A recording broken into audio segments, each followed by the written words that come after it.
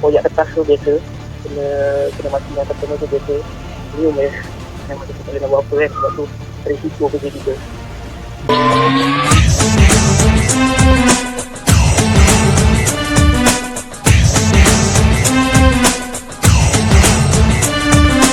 Okey, hai, Assalamualaikum. Nama aku Muhammad Afiq bin Yaakob. Selamat datang ke channel aku. Okey, hari ni kita akan call seorang pelukis untuk dia share ilmu lah. Untuk dia share ilmu dan dia share pengalaman dia. Jadi, aku harap video kali ni korang akan dapat manfaat daripada perkongsian pelukis yang kita akan call kali ni. Dan pelukis yang kita akan call hari ni, pelukis yang kita akan interview ataupun temu ramah untuk hari ni ialah seorang Insta famous. Dia merupakan Insta famous lah sebab aku tengok dia punya follower tu dah 20k, 20,000 dekat Instagram. Maknanya Insta famous satu kan, dia sampai 20,000. Jadi, ni sebelum tu jom kita kenal dengan pelukis yang kita bakal temu ramah ni.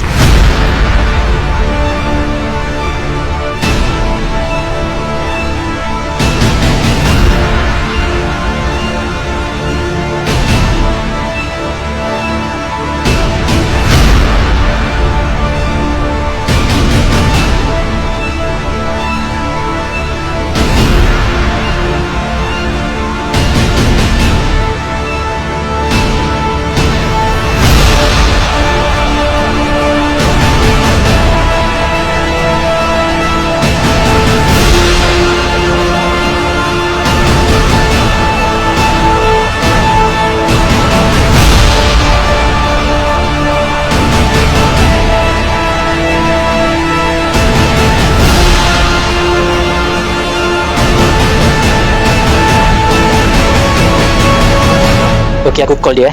Kita try call dia tengok.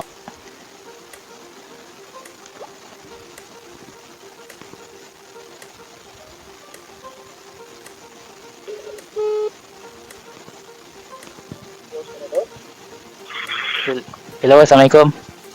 Waalaikumsalam. Ya. Oh, okey. Okey. Baik.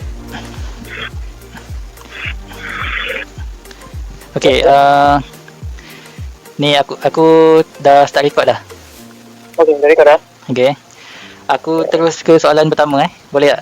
Okey, boleh. Okey. Yang ni kita tak formal sangat lah, santai je. Borak relax je. Boleh Alright. Okey, first kali nama penuh kau apa? Nama penuh Nama penuh dia yang pasti. Tak apa, nama dia ada tak macam nama panggilan dalam art lain ke ataupun nama tu sama dengan nama yang real lah tu? Okay, nickname lah. Saya panggil Wan atau Puan, HWAN. Itu nickname. Kalau macam nickname aku SRT, aku Adrin. Sebelum ni adalah beberapa nama yang tak sedap dengar, yang terpoyo-poyo sikit. Tapi kebanyakannya orang selalu kenal aku Adrin lah. Sekarang. Oh, okey, soalan yang kedua,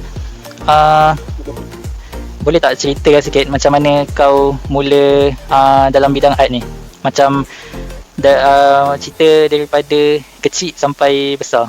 Kau start bila? Masa start daripada kecil ke atau sekarang baru nak start ke atau macam mana? Daripada kecil sampai besar lama, 27 tahun nak rangkumkan dalam semua. Lama Pendek kan lah. Yang dia ni macam yang mula-mula yang start tu dekat mana? Masa umur berapa tahun? Okay, first lah, start daripada kecil First aku buat, aku suka melukis umur aku dalam 7 tahun. Okay. 7 tahun. Lepas tu, aku mula-mula baca-baca lah. Lukis lah, lukis daripada gambar kartun lah. Dulu aku tak tekak tau. Aku jenis yang lukis tak tekak. And sampailah satu hari kawan aku lukis. Orang battle lah macam. Buat battle lah, macam tanding kan. Aku paling lawa. Dia yang ajarkan aku cari tekak. Lukis dengan tekak gambar. So pada start itu aku macam, yelah try lah kan. Lukis tekak gambar lama-kelamaan kan. Dah boring tekak gambar. Lukis dah untuk lukis macam pertama-tama buat reference lah. Cuba untuk design. So dah besar sikit, dah menaik darjah 5, darjah 6, aku start lukis. Jadi tu gambar-gambar ujang, gambar-gambar kaki-kaki Malaysia ni kan. Stok Malaysia ni lah, stok Melayu. Then dah besar sikit aku mau tu anime. Jadi saya ada dalam tingkatan 1. Jadi tapi tingkatan ini aku mau tu anime. Dan aku start belajar lukis yang proper start daripada majalah Ujang juga. Dari majalah dekat dalam majalah tu ada satu slot dari lukis pertama yang belajar lukis. So aku start belajar dari situ lah. Tapi dia tak adalah lukis dia macam proper. Orang tak tau dia bagi gambar. Kau tahu gambar perspektif tak? Tahu. Gambar lukisan perspektif pemandangan. Aku lukis belajar lukis tu dulu. So lukis gambar-gambar yang ada dalam majalah tu. Dan lama-lama aku move to ini aku dah start suka lah dengan benda ni. Lepas tu kalau imajinasi aku macam dah start berkembang tu. Aku komik sendiri tapi yang baca pun kawan aku juga. Bila yang baca komik sebelumnya tu aku zaman sekolah dulu aku jadi buka campur orang. Aku buat hal aku sendiri kan. Aku rasa kamu sama kot dulu. Semua hati sama terdiam lah. Kira kau ni jenis yang tak banyak cakap lah? Ya, aku dulu tak banyak cakap. Faham. Dulu lah. Then after lepas sekolah, aku belajar sendiri juga lukis. Aku buat sambilan. Sambilan tu aku buat part time. Aku kerja dekat TV. Dan dekat TV tu, wayang. Waktu kerja wayang, aku start daripada situ, aku belajar aku punya communication skill. Dan dari situ aku belajar communication skill dalam 2 tahun tu. 2 tahun tu aku kerja wayang tu. Tapi tak ada teman-teman juga. Tapi juga kalau macam time pada waktu kedua aku lukis. Kadang aku ambil upah member-member aku yang kerja dekat wayang juga kan. Aku start lukis belajar potret. Aku beza kan daripada kartun, pergi ke komik, pergi ke manga, pergi ke potret. Saya start belajar lukis potret. Lepas tu after 2 tahun tu aku stop. Sebab masa tu aku start kenal ada seorang arwah bos aku lah. Arwah bos aku tu arwah mentor, merangkap cikgu, merangkap cipu, merangkap semualah. Merangkap abang pun dia juga. Dia meninggal lah tahun ni juga dia meninggal. Setelah tu aku belajar dengan dia. Dia tanya, dia interview aku, kau boleh lukis gambar kecil-kecil tak? Dia tunjuk kecil, dia tak kenal lagi lukis gambar kecil kan. Lepas tu aku macam-macam balik rumah tu. Aku pernah lukis gambar kecil sebab aku lukis ikut gambar dekat dalam gambar lukisan Ujang. Sebab lukisan Ujang ni dekat majalah Ujang dia banyak kecil ni stuff. Macam tak? Kita baca. Kita aku baca. Dia pun push aku, dia ajar aku juga. Tapi cara dia ajar aku tu memang macam ini lah. Then aku kena lukis. Hari pertama aku lukis, aku lukis jalanan. Itu kecil ni. Aku dengan tak tahu apa-apa basic drawing kecil. Terus aku lukis gambar tersebut. Tak macam bernyanyi awak aku lukis. Dia main ini lah jadi dia lukis gambar kecil tu. Dia kata kecil dia ini lah. Tapi buat aku tengok, dia senyum kan. Dari situ, okay. Aku tak pandai ajar tapi aku nak kita ikut macam mana aku cara lukis. So aku ikut cara dia lukis gambar dari kartu 5 minit. Mula-mula aku lukis setengah jam. Lepas tu dia ajar lukis 15 minit. Lepas tu dia ajar lukis 10 minit. Lepas tu dia ajar lagi lukis 5 minit. Paling laju 2 minit. Itu dia lah. Aku paling laju 5 minit. Itu dulu lah. Aku curi kan. Perjalanan. Aku ikut dia dalam 3 tahun. Macam aku lalu. Koyak kertas tu biasa. Kena mati dengan customer tu biasa. Senyum je. Memang kita tak boleh nak buat apa kan. Sebab tu risiko kerja kita. Dalam 3 tahun ni aku buat mural, aku buat potret, aku buat main course aku lah dari kecil. Lepas tu follow dia 1,000 kita sampai lah after 3 tahun macam ada orang ada macam dia faham sikit lah, dia faham sikit. And then aku pun bawa haluan masing-masing kalau sekarang. Dan aku develop drawing yang aku lukis sekarang. Aku gabungkan aku punya skill caricature di potret tu. Potret pergi involve ke caricature lah. Dari skill caricature tu aku buat secara sendiri. Aku gabungkan dengan western punya style. Aku gabungkan dengan manga punya style. Dia tu macam belum ngasih sekarang. Nak kasih manga tak bangga, nak kasih tu, nak kasih caricature tak caricature. Ada video aku gabung. Tapi dia ada macam dulu kalau lukis macam guna pensel, guna marker macam tu kan? Ya, memang ada khas marker, pensel lagi pensel biasa lah. itulah masuk kalau untuk karikatur ni, karikatur ni, kita orang pakai mata sendiri. Mata tu dibuat sendiri. Cara buat ni aku tak tahu macam mana. Mata tu lebih rahsia. Aku tak tahu. Kira yang mula-mula start untuk digital art tu masa tahun bila? Aku start digital art ke sekolah. Sekolah menengah. Sampai sekolah menengah aku belajar buat digital. Terus aku belajar dekat software Pentusai. And then lepas aku gerak ke Medibank. Dan sekarang Medibank dengan nama Profit. Dalam aku belajar dalam 3 tahun ikut lukis pun aku belajar juga lukis digital, tapi aku mau develop kepada drawing manual lah, traditional punya drawing. Masa mula-mula buat digital art tu, yang tu belajar sendiri ke atau ada tanya orang ke macam ni? First, mula-mula memang belajar sendiri lah. So aku jenis yang aku boleh dikatakan lun lah. Aku jenis yang lun. Aku tak ada member yang nak lukis, aku tak ada campur orang tengah. Memang semua aku Google, tengok kat YouTube, dan nak lukis digital. Lepas tu start aku beli tablet. Masa tu kawan-kawan aku dekat Facebook. Facebook, tapi korang tak pernah jumpa lah, semua member-member jauh. Jadi orang yang saran aku, kita beli tablet bambu. Kalau papasan dulu ada keadaan bambu tablet. Sekarang bambu tablet tu dalam 3 Wacom kain tablet. Dari situ aku belajarlah beli keluar modal sekian. Beli belajar sendiri lah. Ya, sebab kalau macam digital art ni dia punya barang-barang dia mahal kan, macam ya betul. Memang dia ada tablet dia kan, dia punya tablet tu. Memang nak kena keluar modal lah sikit. Barang-barang untuk drawing tablet, PC, yang tak ada PC kena beli PC. Kalau ada PC boleh pakai laptop. Dia nak kena keluar modal juga lah. Orang dekat Malaysia tu tenang tak dengan laptop. Dia memerlukan modal dan dia memerlukan idea.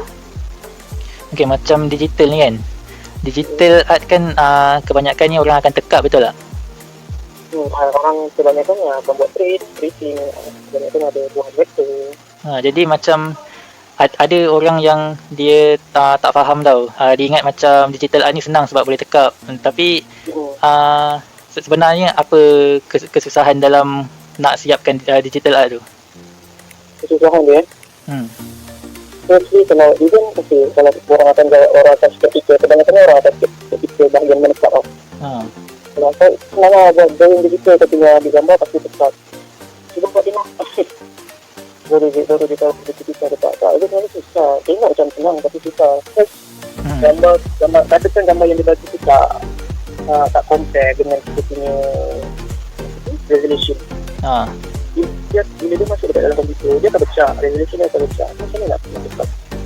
Itu tu. And then katakan looking vector, even kau tekap sekalipun, benda yang kau tekap dia tak akan jadi, dia tak akan sama.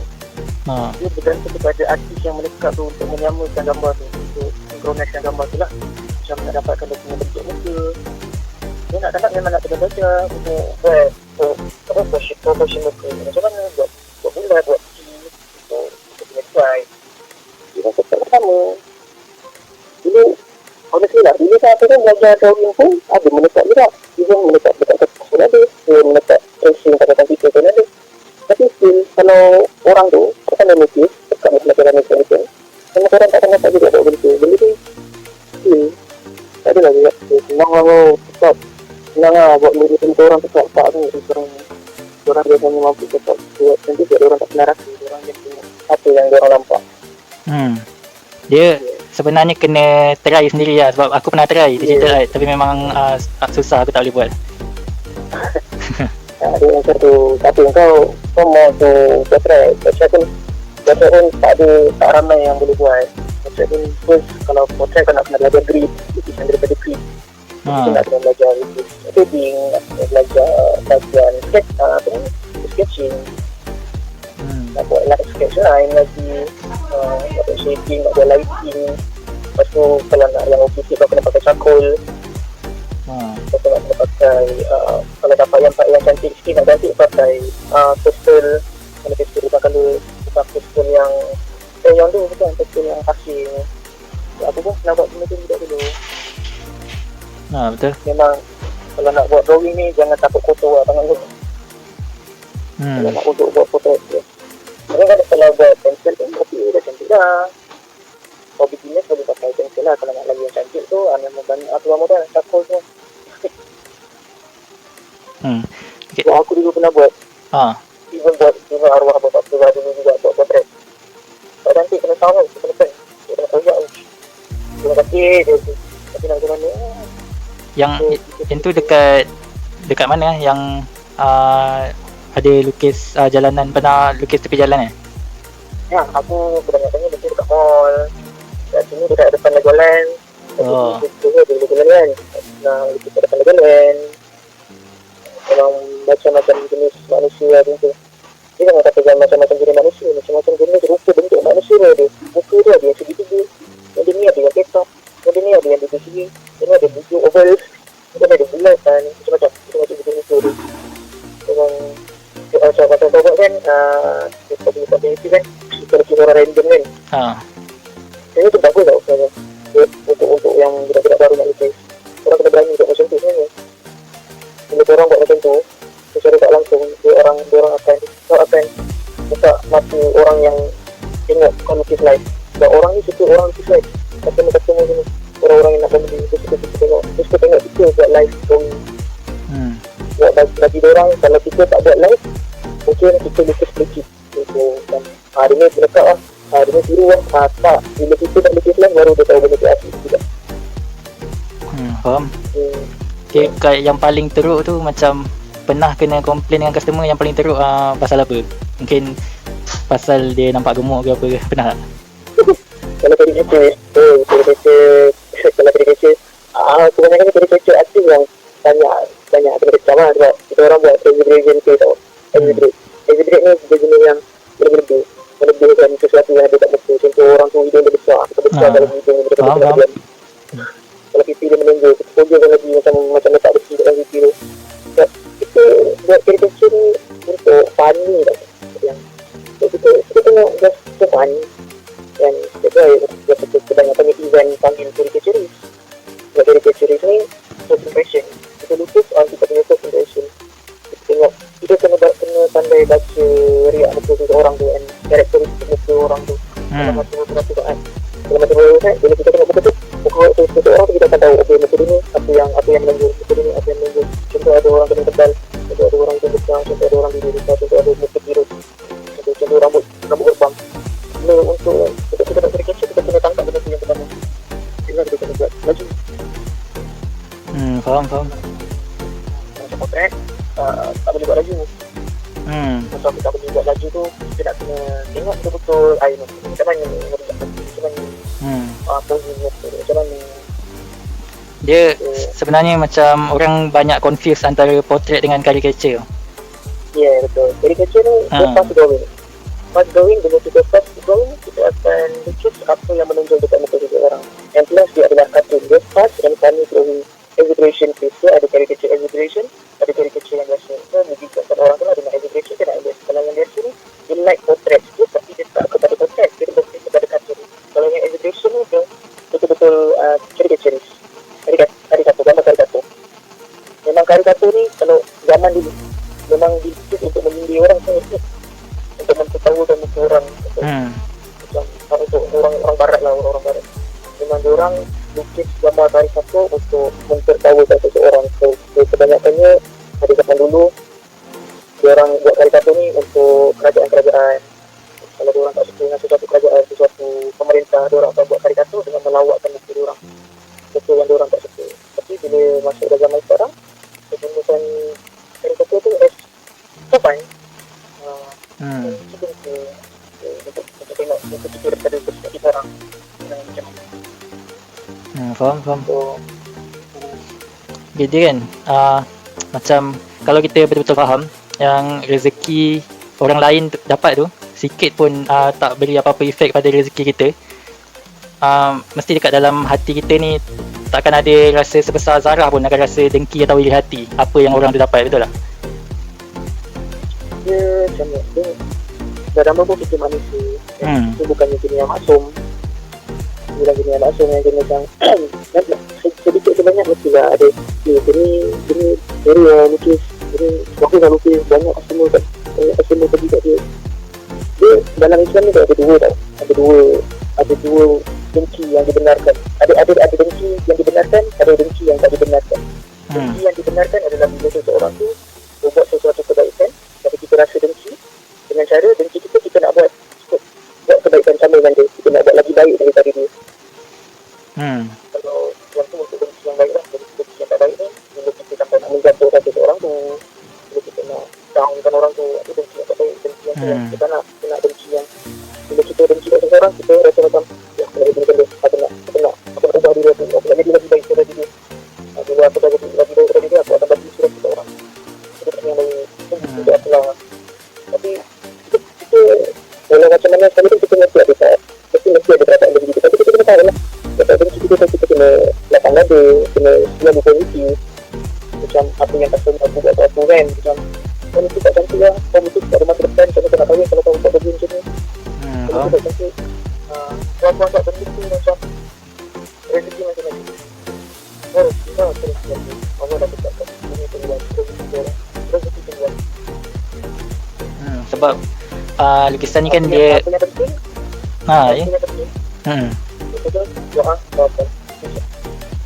sebab lukisan ni kan dia macam bukan keperluan, dia kehendak kan. Ya betul. Jadi orang rasa macam susah nak everyday nak dapat customer untuk lukisan ni. Kira macam susah lah nak dapat customer everyday untuk lukisan sebab dia bukan macam makanan, minuman yang orang selalu hari-hari nak kena beli.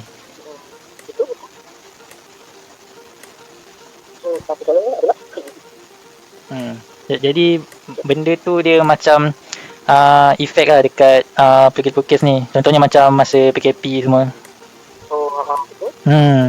Sebab ada yang lukis kat jalanan kan. Ada yang macam cari rezeki, memang dia akan lukis secara live berdepan dengan orang. Jadi PKP ni ada banyak juga yang efek. Betul. Arwah kosong tu dia ada sedikit juga. Untuk aku benda tu kita kena ikut peredaran kan. Peredaran zaman kita kena belajar jadi lebih happy. Kita kena buat sesuatu yang orang lain tak boleh buat.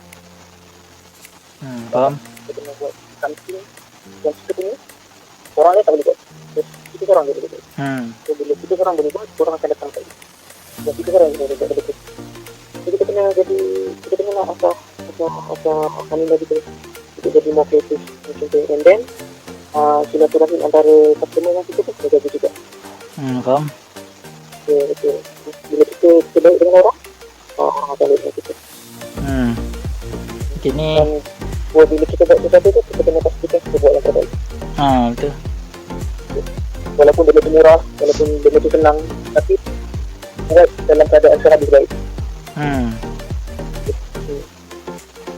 Okay, ni soalan second last lah. Lepas ni ada soalan yang last. Macam apa benda yang dalam dunia lukisan ni yang kau nak buat tapi kau tak dapat buat lagi? Yang aku nak buat tapi aku tak dapat buat. Contohlah macam nak buat mural art ke tapi tak dapat buat lagi ke, atau tak kisah apa-apa je dalam dunia lukisan ni. Aku jenis yang tak suka banyak. Aku suka tengok orang buat mural tapi aku tak pandai buat mural. Okay. Aku kalau buat mural tu aku buat kat rumah sendiri. Benda tu memerlukan modal. So aku nak jenis yang benda ni aku ingat ada benda dah aku suka ni. Sebab ada dengan masalah kewangan sekarang kan. Jadi sekarang kita kena pandai guna kan. Tapi dulu kita kalau bahasa aku buat mural tapi banyak kali dia kena tipu mural. Ada bil daripada 1,000 turun jadi 300. Buat mural tapi dia nak cantik. Harga nak murah. Jadi semua hati rasa lah. Jadi semua hati rasa. Aku kalau katanya aku apa benda yang aku nak buat tapi aku tak dapat buat lagi. Untuk bagian lukisan lah. Aku nak buat komik. Aku nak buat buku tu sendiri tapi sampai sekarang aku tak dapat buat lagi. Aku beringat lah nak sebab aku bukannya penulis yang baik. I'm not a good writer. Dia kiranya macam mungkin idea nak buat komik tu ada lah. Idea tu ada, tapi cara aku nak develop tu satu drawing tu susah lah, aku tak pandai. Faham? Itulah, itu je yang aku nak. Aku nak sangat buat komik aku tu buat. Faham? Siapa nak tipu lah, satu orang aku pun memang nak buat komik sendiri kan. Teringin nak buat komik sendiri, tapi aku nak buat, tapi aku tak dapat buat initiative. Okay, faham. Okay, ni soalan last kau punya nasihat untuk pelukis, tak kisahlah pelukis digital ke, pelukis yang pelukis pakai tangan ke, yang dalam bidang lukisan lah, nasihat untuk pelukis baru, apa dia yang kau nak sampaikan untuk yang last ni? Nasihat aku dekat budak-budak yang baru nak mula drawing ni lah, buat digital ke apa ke,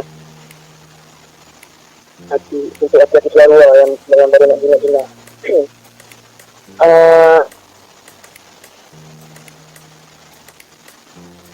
Mungkin dari pengalaman kau ke, macam apa kesilapan yang kau pernah buat yang kau tak nak budak-budak baru ni ulang, apa-apa je.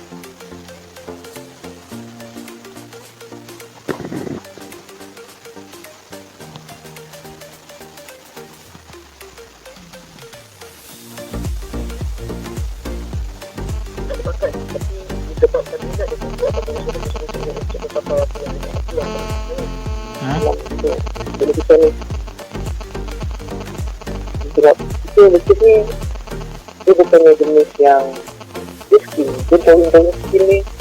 Kalau 1 tahun kau tak lukis, skill tu hilang, kebolehan kamu tu tak terhilang. So nak tak nak, kalau kau nak belajar lukis, memang hari-hari kena lukis. Hari-hari lukis, muscle memori kita akan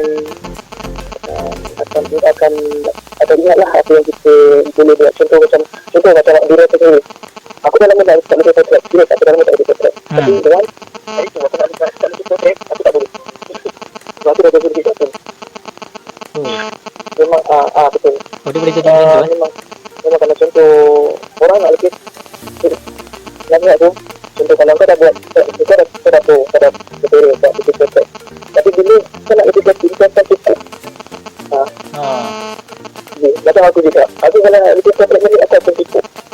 Tak pernah aku tengok buat dekat tu dalam minggu tu, aku kena buat kerja, kena buat mungkin dengan ni nak dapatkan team tu dulu kan. Itu yang penting minat lah. Minat tu penting.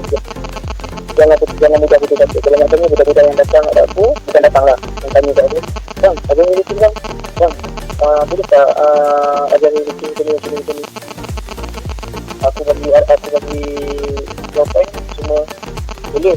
Aku tak pandai ajar lukis, tapi macam bang, kalau kau nak drawing, at least kau kena lukis 1 hari 100 helai, ataupun paling sikit 1 hari 50 helai. Kalau nak cepat pandai, kalau tak nak cepat pandai dan nak cepat juga, lukis betul-betul macam tu lah, memang tak akan ke mana lah. Sebab yang bagi nasihat aku macam tu, ada dulu Facebook, aku tanya, dia proses otai lah. Macam mana nak hidup ke, nak jadi tips lah, drawing dengan baik, baik lukisan. Kita beritahu macam tu je, setiap hari 100 helai lukisan. Tak baik 100 helai tak, 100 lukisan setiap hari. Lama-lama kau tahu. Tu yang aku buat ni sekarang. Tu kira yang kau pernah buat lah sebelum ni. Macam aku lukis karikatur dulu, aku belajar lukis sambil kerja. Aku belajar lukis karikatur tu 1 hari 50 muka, 1 hari 100 muka, 150 muka, lukis dalam tangan koyak. Jadi aku koyak. Poin utama dia kalau nak pandai ni kena praktis lah. Kena praktis, kena passion, kena sabar, kena banyak kali cikai. Jangan cepat mengalah. Sebab politik ni bukan senang. Ada banyak dah roh macam tu. Semua sekat jalan. Malas nak buat susah. Contoh. Faham? Jadi macam aku buat bengkel dulu kat sekolah pun, semua tadi dulu susah dia guna buat benda ni. So tu cara dia lah. Hmm? Kira apa yang kau bagi tahu tu cara untuk improve lah art tu. Ya betul. Okay. And nasihat juga. Nasihat juga yang nak logaritm ketika nak mencuba di bidang itu sendiri. Itu lah lebih dekat di bidang itu, chemical itu, semua tu sama je. Yang penting Okay, itu je. baru nak ajar lah. Community ada dan so Rasa ada jurang tak antara pelukis digital dengan pelukis yang manual ni? kurang Macam diorang berpuak-puak ke atau okey je, diorang tegur je? betul kuat. Benda ni Macam grup kan, diorang ada pelukis ni, grup dia yang ni, pelukis digital grup dia ni, macam tu ke tak ada? dulu kawan aku ada dia sekolah, dia macam dia ambil lah universiti kan, dia ambil kajian kelas seni. Okay. Memang tak dinafikan benda tu buat-buat bagian potret buat bagian seni halus buat seni halus, bagian digital buat digital, dia buat tapi kita as individu ni kita kena fikir macam apa dia kata apa buat dia fikir berada di dalam satu seni macam mana seni tu abstrak, kita tak boleh nak samakan. Aku ni potret aku tak akan fikir potret, aku tak nak kawan kau aku boleh fikir betul lah. Aku lukis kartun, aku lukis kartun, aku nak kartun tapi tak lukis potret. Tak naklah kawan orang gitu. Aku suku aku buat potret untuk mula dah dia kan lukis potret tapi kita orang kita kali lagi kita tengok benda ni kau kena hormat lah, belajar hormat, saling hormat, hargai dan itu pelukis potret belum tentu boleh lukis caricature, pelukis caricature belum tentu boleh lukis potret, pelukis caricature belum tentu lagi boleh lukis anime. Kalau kau nak rasa benda tu belajar semua stroke yang ada. Macam aku dulu, aku belajar semua stroke Melayu, semua aku belajar. Faham. And end up belum pada belajar semua tu tak akan bisa jadi daripada sendiri. Sama lah, itu salah satu harapan aku lah. Aku harap semua pelukis ni diorang boleh bersatu lah. Tak kira lah pelukis otai ke pelukis baru ke digital ke semua. Tapi itulah aku dulu kan dalam komuniti lukis kan ada yang pelukis kan ada yang saling nak menjatuhkan sama pelukis sendiri. Yang kedua aku dah pernah jumpa kebanyakannya caricature yang ada dekat bla-bla PR. Dia macam ni lah, macam penyanyi kan dia ada banyak genre, ada genre balada. Kira macam tu lah. Ada Melayu. Tapi ada sama juga. Tapi sebenarnya ada je yang genre lain tu dia boleh nyanyi genre lain juga. Betul, ada je. Jadi kena bersatu lah. Kita kena belajar and dalam ni benda kita rasa. Kalau kita tak dalam ni, kita tak akan tahu. Sebab macam kita kena buka mata lah. Kita kena buka mata.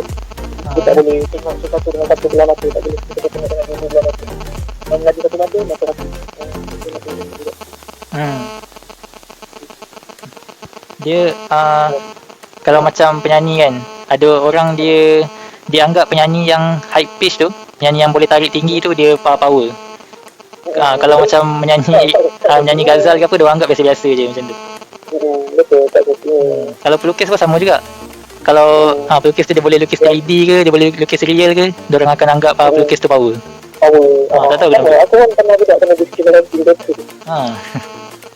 Semua pernah rasa, tapi nak macam mana kita kena satu. Kalau kita minat kartun, okey. Aku minat kartun. Aku nak buat kartun. Aku minat kartun. Kalau kau nak lukis potret, cari orang yang boleh lukis potret. Kalau kau nak lukis kartun, cari orang yang lukis kartun. Kau tak boleh nak rangkumkan semua. Contoh lah, kita kan ada kita kawan, ada kita manusia, ada bahagian profesi, tapi terus jalan. Dia tu lah dia punya warna-warni dalam industri ni. Kalau tak Ya, betul. Kalau semua lukis portrait je boring lah. Betul. So, kalau semua orang itu portrait, kita kan ada tiga tim harga itu. Kita kena seimbang. Jadi ada editan betul. Dalam tulisan kehidupan ini seimbang. Ada yang lebih sini, ada yang kurang ni, ada yang kurang ni, ada yang lebih contohnya. Itulah kehidupan. Wan. Yes, sir. Wan kan nama kau? Terima kasih join aku punya interview ni. Sorry. Sorry lah kalau aku ambil masa kau ke kacau malam ni. Kau baru kahwin kan? Selamat pengantin baru. Jadi daripada perkongsian video tadi, harap dapat sedikit sebanyak memberi manfaat kepada korang, kepada cara hidup korang, kepada orang yang nak jadi pelukis ataupun orang yang ingin mencuburi dalam bidang seni lukis, dalam bidang seni lukisan ni, ataupun orang yang tak nak ada kena-mengena dalam bidang lukisan. Nak korang tahu saja dalam cerita kisah hidup macam mana menghadapi kisah hidup seorang pelukis ni, apa kesusahan dia, apa kesenangan dia. Jadi harap video ni dapat memberi manfaat kepada korang yang tonton video ni. Kalau ada apa-apa cadangan untuk next video, nak kita temu ramah siapa lagi lepas ni, boleh komen je dekat bawah. Terima kasih tengok video ni sampai habis. Assalamualaikum, bye bye.